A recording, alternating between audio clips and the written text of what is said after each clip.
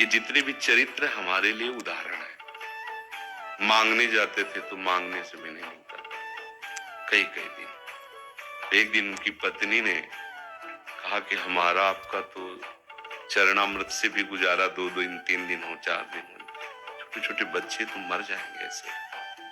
कुछ तो उनका श्री कृष्ण के सिवा हमारा कोई नहीं।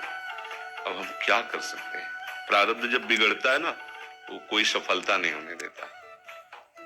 तो एक दिन श्री रुक्मिणी जी प्रसाद ठाकुर जी को भोग पा रही थी तो वैसे उदास हो गए। तो उनका प्रभु ऐसी स्थिति हमने जब जब आपकी देखी तो किसी भक्त को जब कष्ट होता है तब आपको ऐसे देखा है। कौन सा भक्त है और क्या कष्ट है? उनका एक सुदामा नाम के हमारे मित्र हैं, कई दिन से भोजन भी उनको, प्रभु आपके मित्र और मैं आपकी दासी, माँ लक्ष्मी का अवतार रुक्मिणी, आप हुक्म कीजिए, लोक लोक की संपत्ति वहां। बोले उसको चाह नहीं है, हमारे मित्र को चाह नहीं है, और चाह ना होने पर हम विवश हैं। अगर वो चाह कर ले तो सारी व्यवस्था हो जाए। बोले पैदा करो जाके चाह। बोले उनके हृदय तो नहीं पैदा कर सकते, हम भी, क्योंकि जिस हृदय में भगवान का आश्रय और निरंतर चिंतन है वहां माया की चाह नहीं होती। बोले उनकी पत्नी के हृदय में, बोले प्रयास करते हैं जाके।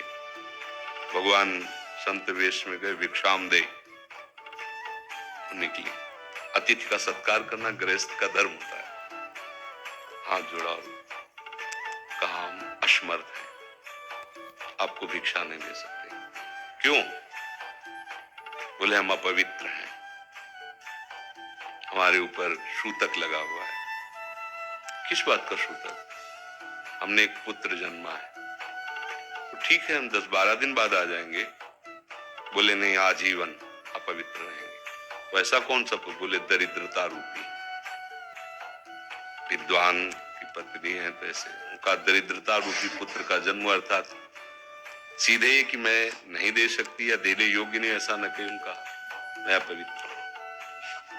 उनका दरिद्र कैसे हो सकती हो? जिनके पति के मित्र द्वारिकाधीश भगवान श्री कृष्ण है, वो दरिद्र कैसे हो सकता है? एक बार कहो ना अपने पति से।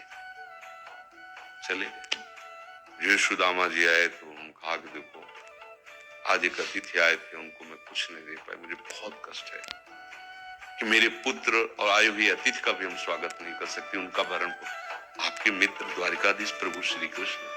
सुदामा जी ने कहा, बोले चले जाओ ना, वो कुछ न कुछ सहयोग कर देंगे। तो बोले हम ऐसे मित्र नहीं बनाए कि वो हमारा सहयोग करे, कभी नहीं, मर जाऊंगा पर उनसे ये नहीं कहूंगा कि आप हमारा। बोले मत कहना, दर्शन के लिए तो चले जाओ, वो सुना है इतने उदार हैं कि वो जाने पर ही दे देंगे। स्वामी ने कहा दर्शन के लिए तो जा सकते हैं, बहुत दिन हो गए, ठीक है, पर मित्र के पास जाए तो कुछ लेके जाना चाहिए, मेरे पास तो कुछ नहीं है।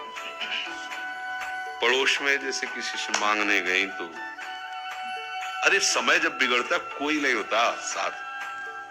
एक ने थोड़ी उदारता दिखाई तो चावल पछोरने पर जो आगे कणका होते चावल के, जो प्राय वो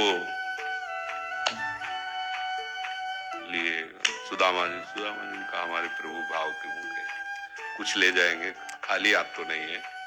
पोट्री में सारांश में बता रहे, द्वारपालों ने देखा कि हड्डी हड्डी शरीर में कई जगह से फटे वस्त्र, बेवाई फटी हुई, उनको दिखाई दे रहा था दरिद्रता की मूर्ति है। तो उनका किससे मिलना है तुमको? तो उनका श्री कृष्ण से। बोले संभाल के बोलो, क्योंकि पार्षद है, अनंत कोट ब्रह्मांडों के नायक प्रभु के ऐसे बोले कोई श्री कृष्ण वैसे गली आए। उनका जाके तो तुम बोलो ना, श्री कृष्ण से जाके कह दो कि एक सुदामा नाम के ब्राह्मण आए। पार्षद ने तो बड़ा अजीब आदमी है, आपका नाम बिना किसी सभ्यता के ले रहा है। तो कह रहा श्री कृष्ण से कह सुदामा, टूट पड़े। भगवान दौड़े, वो पार्षद वो सब की ब्रह्मा जी शंकर जी आते हैं तो वहां खड़े रहते हैं घंटों, भगवान ऐसे भागे। सुदामा जी को पता चला हमारे रुक्मिणी जी के महल में, रुक्मिणी जी के पलंग पर बैठाते हैं, स्वयं चरण पखारते हैं, अब ये वैभव, क्या हालचाल है, कैसे हो? तो आप सब जानते हो, आपकी बड़ी कृपा है। तो ब्याह हो गया, हाँ ब्याह भी हो गए, बच्चे हमारे पास आए तो कुछ तो लाए ही हो गए। और सड़े से कपड़े में चावल, ऐसी बड़ी बड़ी वैभव महारानियां सब भगवान का। चुप ऐसे बोले, देखो फिर चुप कर रहे हो, हमारे हिस्से की चोरी पहले की थी और फिर चुप कर रहे हो। हमें हिम्मत नहीं पड़ रही थी, हे महामहिम प्रभु को कैसे